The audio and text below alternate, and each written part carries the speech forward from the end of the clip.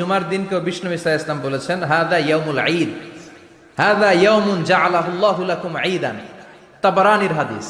বিষ্ণু বলেছেন এটা এমন দিন যে দিনটাকে আল্লাহ তাআলা তোমাদের জন্য ঈদের দিন হিসেবে ঘোষণা দিয়েছেন। পড়েন আলহামদুলিল্লাহ। আল্লাহ তাআলার একটা বৈশিষ্ট্য হচ্ছে সুন্নাতুল্লাহি ফিত তাফদিল।